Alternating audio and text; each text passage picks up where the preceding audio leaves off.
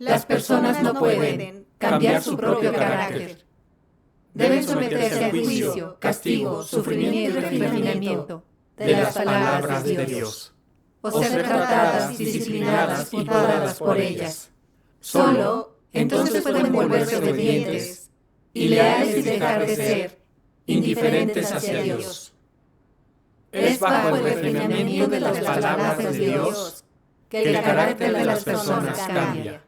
A través de la revelación del juicio, la disciplina y el trato de sus palabras, ya no actúan precipitadamente, sino que se vuelven calmadas y compuestas. El punto más importante es que puedan someterse a las palabras actuales de Dios, obedecer su obra e incluso, si esto no coincide con las nociones humanas, que puedan hacer a un lado estas nociones y someterse. Amén. Amén. Las palabras de Dios son prácticas. Solo si las palabras de Dios nos juzgan, tratan y podan, podemos cambiar nuestro carácter satánico y ser obedientes y fieles a Dios. Yo siempre cumplía con el deber con un carácter corrupto y era especialmente egoísta, pues siempre protegía mi reputación. Tras mi destitución, conocí realmente mi carácter corrupto gracias al juicio y castigo de las palabras de Dios. Sentí remordimiento, me desprecié. Y cuando tuve otro deber, lo hice mejor que antes. Gracias a Dios. Yo igual con una naturaleza egoísta. En el deber me esfuerzo en cosas que benefician a mi reputación y estatus, e ignoro otras, lo que no beneficia mucho a la iglesia. Sé que esto no concuerda con la voluntad de Dios, pero aún no sé cómo corregirlo. ¿Tu experiencia fue similar? ¿Nos hablas de ella? De acuerdo. En agosto me eligieron líder de la iglesia, responsable de su labor junto a algunos hermanos más. Hacía seguimiento de la labor de riego y ayudaba a tomar decisiones para los proyectos de la iglesia. Nos habíamos repartido las responsabilidades, pero sabía que ese trabajo es una unidad y que debía colaborar con todos para proteger los intereses de la casa de Dios y cumplir el deber. Al principio estaba muy atenta y concentrada en las reuniones semanales. Participaba en el debate y hacía recomendaciones. Un día, en el mes de octubre, el riego a los nuevos fieles casi se retrasa porque no había hecho seguimiento a tiempo. Los superiores me podaron y trataron duramente. Yo pensé que me habían tratado a mí porque se produjo un problema en mi trabajo. Si surgían más problemas, los líderes me calarían. Dirían que no trabajaba prácticamente y me destituirían. ¿Cómo podría volver a dar la cara? ¿Quién me respetaría? No. Tenía que esforzarme más en el trabajo del que era responsable y no podía cometer más errores. Con el tiempo se amplió mi ámbito de responsabilidad. Como no se me daban bien algunas cosas, necesitaba tiempo y esfuerzo para acostumbrarme a ellas. Pero había muchas decisiones estratégicas que debatir en cada reunión, y esto llevaba mucho tiempo. Me preguntaba si con el tiempo eso podría afectar al trabajo del que era responsable. Si este no era eficaz y se producían más problemas, seguro que me destituían. ¿Qué opinarían los demás de mí? ¿No había otra gente haciendo seguimiento de otros proyectos de la iglesia? Suponía que celebrarían sus debates, pero yo tenía mucho trabajo. Además, que hicieran su trabajo no tenía nada que ver conmigo, ni me granjearía ningún elogio. Pero yo sería responsable de los problemas de mi ámbito. Debía ocuparme de mis responsabilidades. Después, dedicaba más tiempo y esfuerzo a mi responsabilidad principal y consideraba los demás trabajos una carga. ¿Y qué pasaba cuando el trabajo de la iglesia requería debatir y decidir? ¿Tenías que dar tu opinión? Opinaba sobre cualquier cosa relativa a mi trabajo, pero solo me ocupaba de mis propias tareas cuando se trataba de cosas ajenas. Como no escuchaba atentamente en los debates, cuando se requería mi postura en las decisiones, me alineaba con el resto. Cuando era urgente debatir y decidir cuestiones importantes, en cuanto veía que no tenía que ver con mi deber, las ignoraba y era indiferente. Pasado un tiempo, no dejaba de oír decir a los hermanos que algunos asuntos no se habían atendido bien y los líderes los habían tratado a ellos, y que la organización del personal no era acorde a los principios, y el trabajo de la casa de Dios perdía. Había cosas que exigían el visto bueno de todos por no abordarse bien. Esto perjudicó los intereses de la casa de Dios. Además, la adquisición de bienes para la iglesia no se atendía bien, por lo que se habían perdido ofrendas. No dejaban de pasar estas cosas. Suponía que era bueno que no hubiera grandes problemas con el trabajo que yo hacía. No me responsabilizarían cuando lo examinaran. Esta fue la actitud irresponsable que tuve hacia el deber durante bastante tiempo, y no veía nada de malo en ella.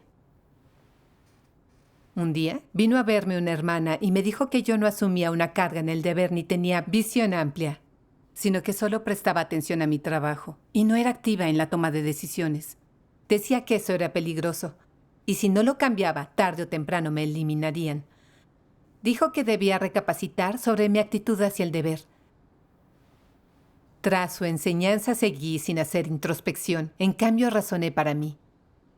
¿No has visto todo mi sufrimiento? Lleva mucho esfuerzo hacer bien este trabajo. Si hay problemas con el trabajo del que soy responsable, son culpa mía. ¿Y qué opinarán los demás de mí?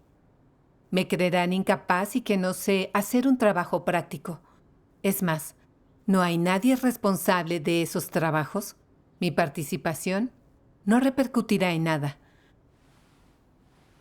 Sin embargo, por mi responsabilidad hacia el trabajo de la iglesia y mi falta de verdadera introspección, pronto cayó sobre mí la ira de Dios.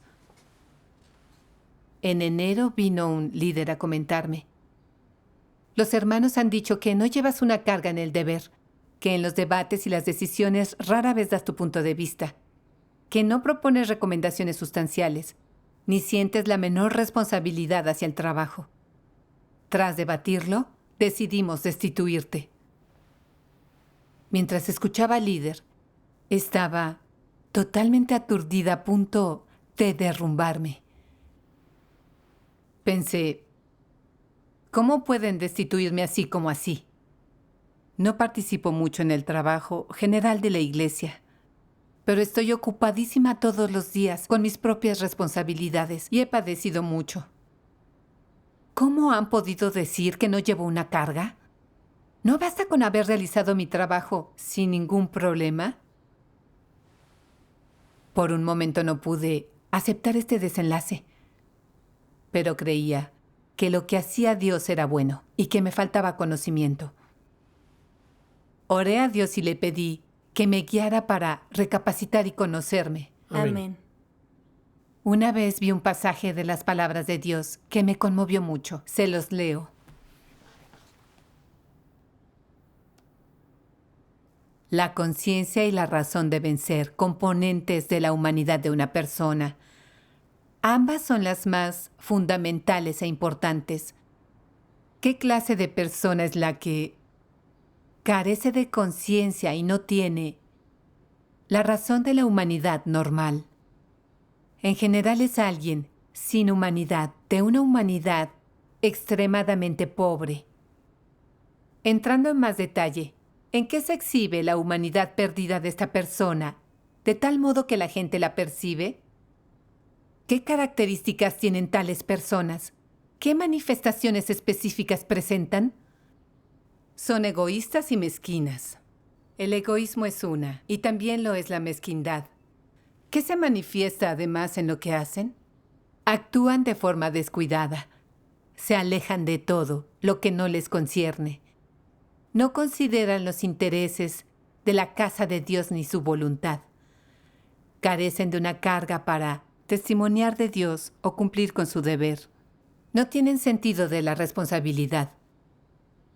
Algunos permanecen en silencio tras ver un problema en su deber. Ven las perturbaciones de otros, pero no dicen ni hacen nada para detenerlos. No consideran en absoluto los intereses de la casa de Dios, ni piensan en su propio deber ni en las responsabilidades. Hablan, actúan, sobresalen, se esfuerzan y gastan energía solo para su propia vanidad, prestigio, posición, intereses y honor. Las acciones e intenciones de alguien así son claras para todos. Salen de repente siempre que hay una oportunidad para el honor o para disfrutar alguna bendición. Pero sin oportunidad para el honor, o en cuanto hay sufrimiento, desaparecen como una tortuga que esconde la cabeza. ¿Tiene esta clase de persona conciencia y razón? ¿Siente culpa quien no tiene conciencia ni razón y se comporta así? No, tales personas no tienen sentido del reproche. La conciencia de esta clase de persona no sirve para nada. Nunca han sentido remordimiento. Así que, ¿pueden sentir el reproche o la disciplina del Espíritu Santo? No, no pueden. Amén. Amén. Amén. Cuanto más leía, más me afligía. Yo era justo como describía a Dios.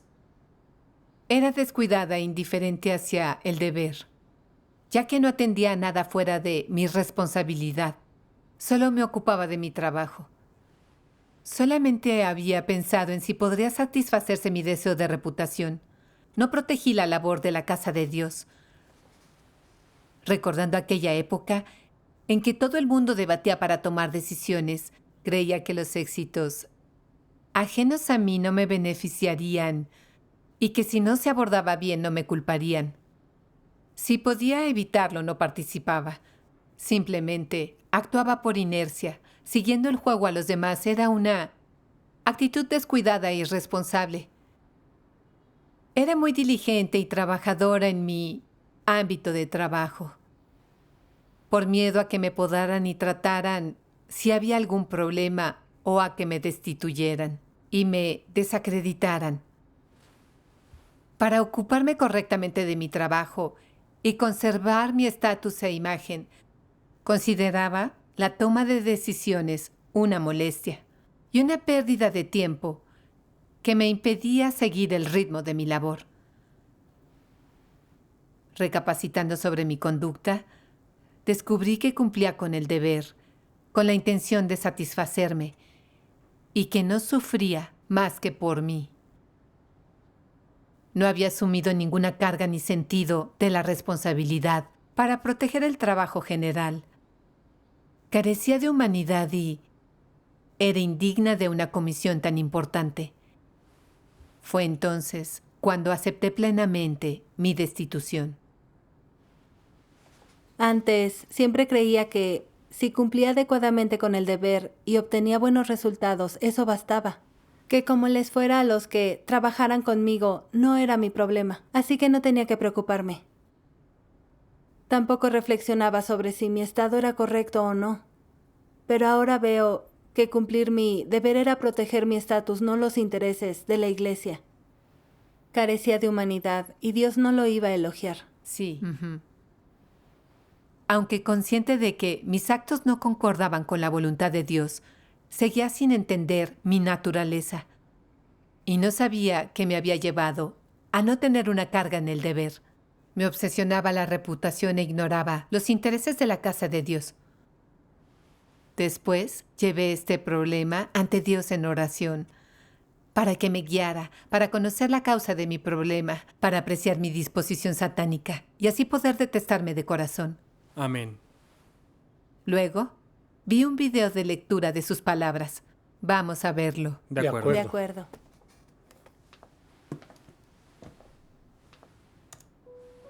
Dios Todopoderoso dice: otro rasgo distintivo de la humanidad de un anticristo, además de no tener vergüenza, es un egoísmo y una vileza poco comunes. ¿Cuán egoístas son? ¿Y cuál es la interpretación literal de este egoísmo? Cualquier cosa que tenga que ver con sus propios intereses recibe su máxima atención. Sufren por ello. Pagan un precio. Están absorbidos por y dedicados a ese asunto. Todo aquello que no tenga relación con ellos, lo ignoran y no lo tienen en cuenta. Los demás pueden hacer lo que quieran. A los anticristos les da igual que alguien sea conflictivo o perturbador. Dicho contacto, se ocupan de sus propios asuntos. Pero es más acertado decir que este tipo de personas son viles, sórdidas, miserables. Las definimos como egoístas y viles. ¿Cómo se manifiesta el egoísmo y la vileza de la humanidad de los anticristos? Cuando algo atañe a su estatus o reputación, se devanan los sesos para decidir qué hacer o decir. No paran de correr de un lado a otro. Sufren grandes dificultades gustosamente.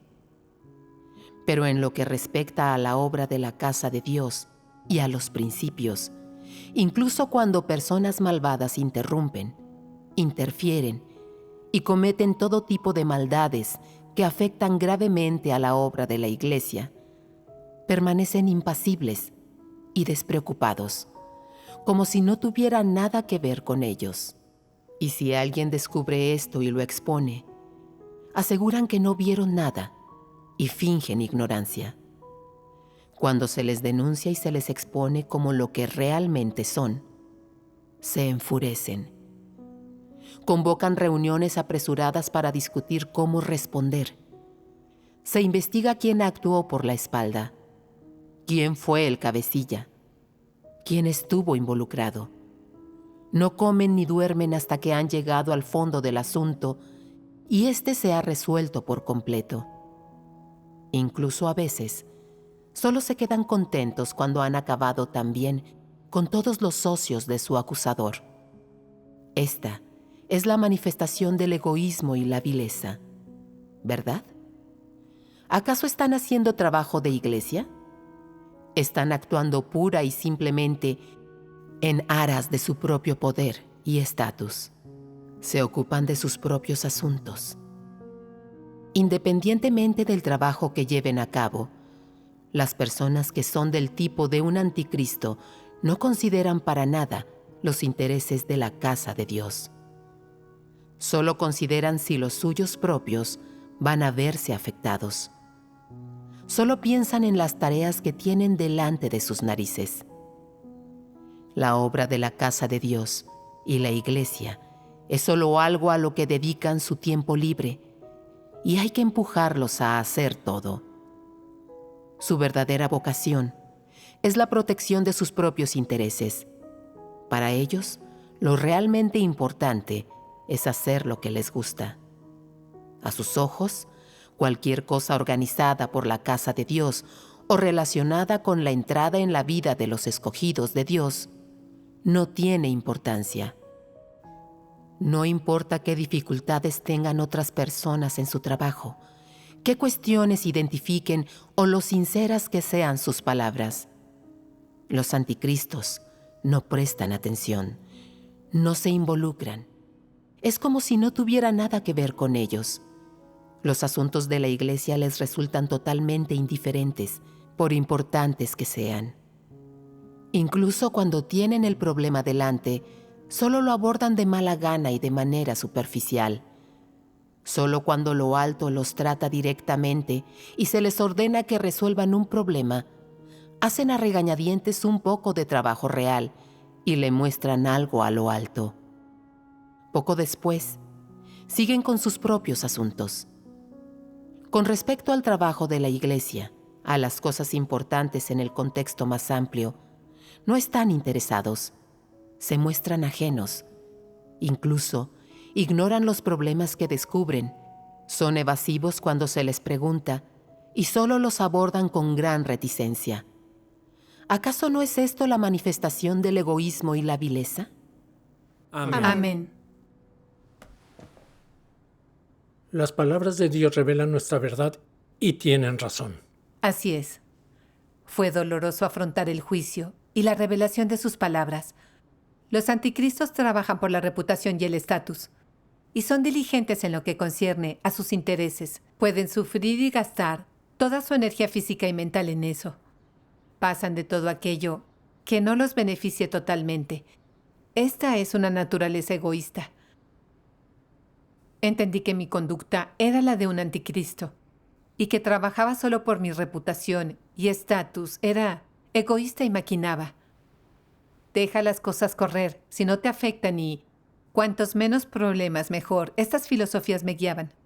Solo me importaba el trabajo a mi cargo que pudiera afectarme. E ignoraba y postergaba el trabajo, ajeno a mi ámbito de responsabilidad. Ello ocasionó graves pérdidas al trabajo de la casa de Dios y a las ofrendas. Comprobé que era egoísta, interesada y ruin, indigna de toda confianza.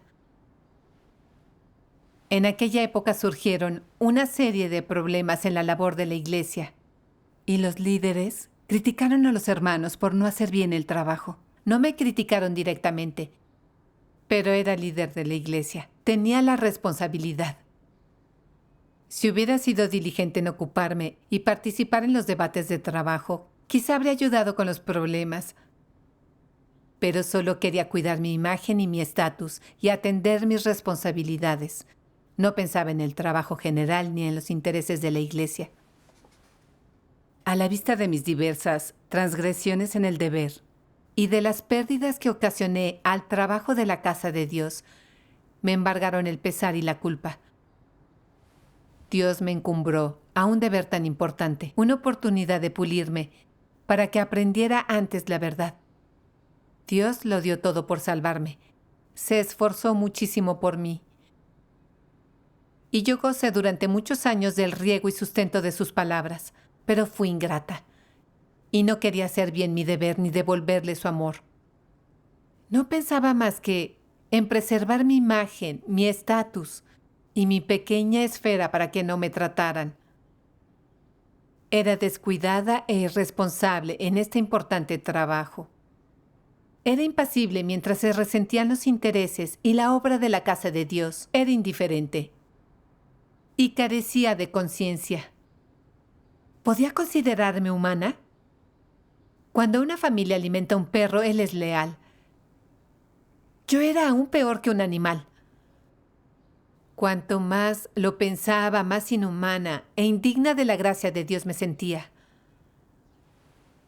Me presenté entonces ante Dios a orar. Oh, Dios mío, me equivoqué.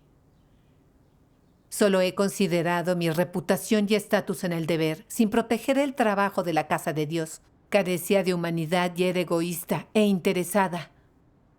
Hoy me han destituido por tu justicia y sobre todo por tu amor y salvación para conmigo. Quiero arrepentirme ante ti. Amén. Amén. Después leí un pasaje de las palabras de Dios, de entrega tu verdadero corazón a Dios y podrás obtener la verdad.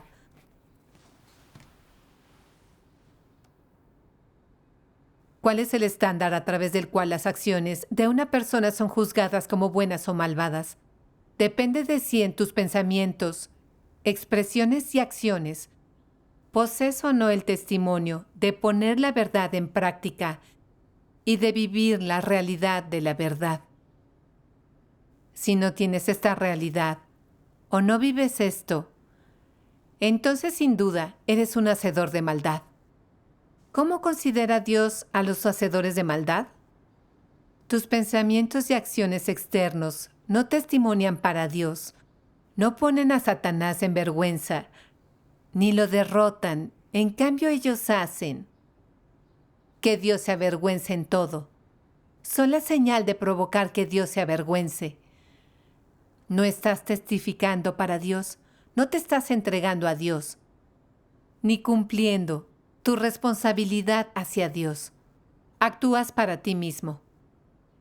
¿Cuál es la implicación de para ti mismo? Para Satanás. Así que, al final Dios dirá: apartaos de mí los que practicáis la iniquidad. A los ojos de Dios tus acciones no han sido buenas, sino que tu comportamiento se ha vuelto malvado. En lugar de obtener la aprobación de Dios, serás condenado. ¿Qué busca obtener alguien con una fe así en Dios? ¿Acaso no se quedaría esta fe en nada al final? Amén. Amén. En las palabras de Dios descubrí que su carácter es justo e inofendible. Dios penetra el corazón de la gente. Y si ésta cumple con el deber, con otra intención que no sea satisfacerlo, y no practica la verdad, pero se satisface a sí misma y va en pos de sus intereses, Dios no elogia para nada eso. Por mucho que padezca una persona con esto, Dios no lo recuerda, sino que la condena por malvada. Cierto. Mis intenciones estaban equivocadas. No satisfacía a Dios. Me ocupaba de mis asuntos. Estaba dispuesta a sufrir y esforzarme solo por mi trabajo. Pero lo hacía para preservar mi estatus e imagen ante los demás. Quería que me admiraran por parecer que sufría y me esforzaba. Que la gente me elogiara y me tuviera en su corazón. Básicamente era para engañarlos y competir con Dios, lo que ofendió gravemente su carácter. Si no me arrepentía y cambiaba, Dios me abandonaría y eliminaría. Con el deber de líder, Dios me dio una oportunidad de pulirme. Los líderes se responsabilizan del trabajo general y hay muchos problemas, dificultades y asuntos que necesitan solución. Eso exige buscar mucho la verdad y los principios. Tal vez cometa algunos errores en el trabajo y me poden o traten. Pero con el examen, la corrección y la reflexión aprenderé muchísimo. Amén. Todo es conocimiento, ya sea el carácter justo de Dios o mi carácter corrupto. Pero no valoré esa oportunidad. Consideré el deber, en cambio, una molestia. Y perdí la ocasión de que Dios me perfeccionara. En un deber tan importante, en el que era irresponsable, no cooperaba y no desempeñaba ningún papel en las decisiones. ¿Cumplía realmente con él? Estaba jugando con Dios y engañándolo. Cometía el mal. Estos actos eran gravísimos. No participaban en trabajos ajenos a mi ámbito. No protegía los intereses de la casa de Dios, solo cuidaba mi reputación. Para Dios, esto es malvado. Sí. Luego leí un pasaje de sus palabras. Se los leo.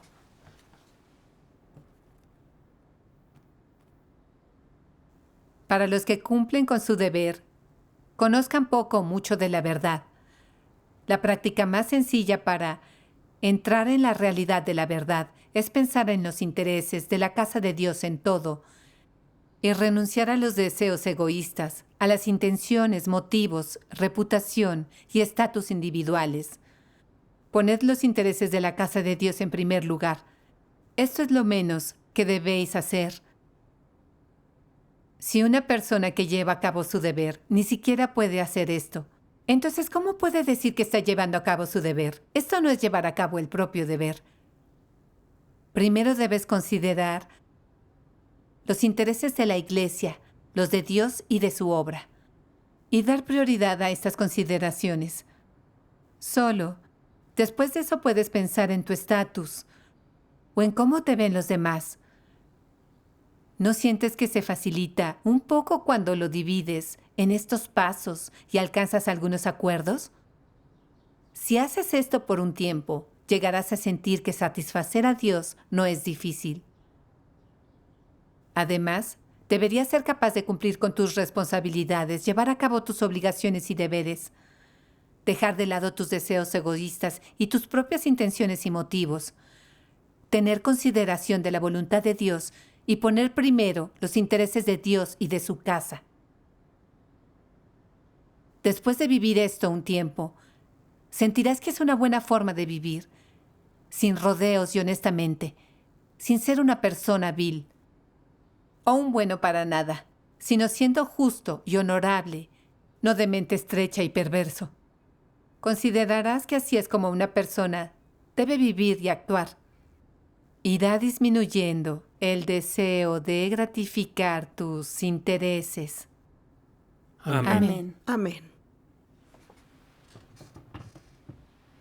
Sus palabras me dieron una senda de práctica. Los intereses de la casa de Dios son lo primero. Debemos aceptar su escrutinio y buscar la verdad. Dejar de lado la imagen, el estatus y los intereses propios y proteger la labor de la casa de Dios. Así actuamos según la voluntad de Dios y somos sinceros y honrados. Sí. Siempre había pensado que participar en la toma de decisiones del trabajo de la iglesia me retrasaría, pero es una idea muy absurda. De hecho, mientras te centres en buscar la verdad, conserves el sentido de las prioridades y te ocupes de las tareas clave, no se retrasará el trabajo.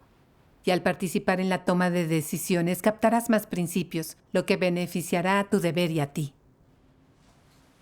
La Casa de Dios ordena elegir a líderes como responsables conjuntos de la labor para que la gente se complemente, se supervise y se controle entre sí. Sobre todo en cuestiones complicadas, en que ellos toman las decisiones. Esto evita al trabajo de la Casa de Dios pérdidas por decisiones arbitrarias y desconocimiento.